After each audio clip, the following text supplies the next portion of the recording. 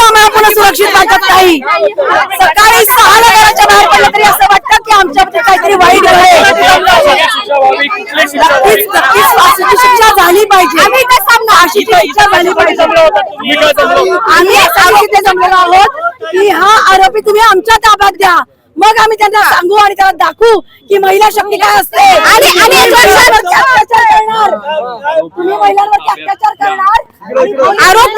आरोपीला आमच्या ताब्यात द्या, आम्ही बघू काय करायचं। आम्ही आता फक्त आरोपीला बघण्यासाठी, त्याचा निषेध करण्यासाठी, आमच्या हातात कुठल्याही प्रकारचं साधन नाहीये निषेधाचं।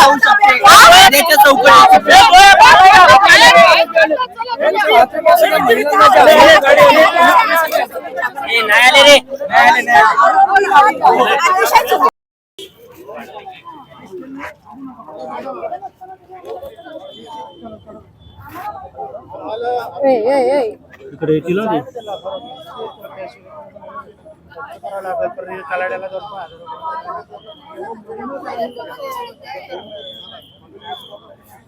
गेले सगळे।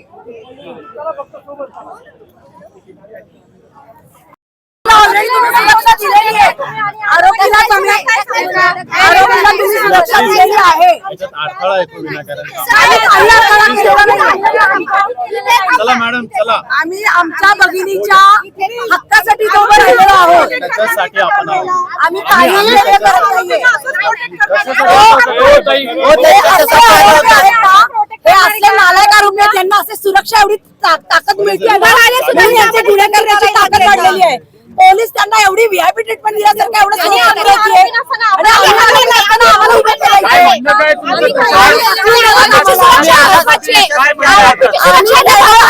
म्हणायला आलेला आहोत की नेमका काय विषय आहे, काय करताय। महिलांची सुरक्षा महत्वाची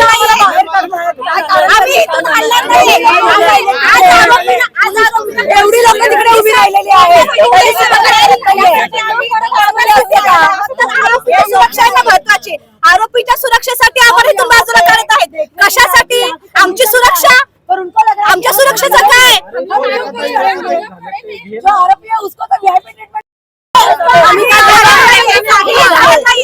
आम्हाला पोलीस इथं हाकलतात, पोलीस आम्हाला पोलीस स्टेशनला नेतात, पण काहीच कारण नाहीये। आम्ही ते शांतपणे उभे आहोत। आरोपीला ऑलरेडी इतका बंदोबस्त दिलेला आहे, आरोपीला प्रचंड बंदोबस्त दिलेला आहे। आरोपीला प्रचंड बंदोबस्त दिलेला आहे, त्याला व्हीआयपी ट्रीटमेंट दिल्यासारखं घेऊन चाललेलं आहे। आरोपीच्या सुरक्षेसाठी आम्हाला इथून हाकललं जात आहे। आरोपीच्या सुरक्षेसाठी आम्हाला इथून हाकललं जात आहे। मागणी काही नाही, आरोपीला फाशीची शिक्षा झाली पाहिजे आणि आरोपीला बघण्यासाठी आम्ही इथं आलेलो आहोत। तर आरोपीच्या सुरक्षेसाठी तुम्हाला आम्ही पोलीस स्टेशनला घेऊन जातात, हे पोलिसांचं उत्तर मिळत आहे। मग आमच्या महिलांच्या सुरक्षेचं काय?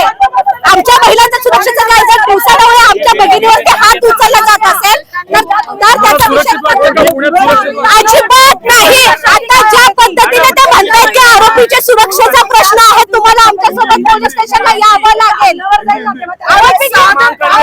आरोपीची सुरक्षा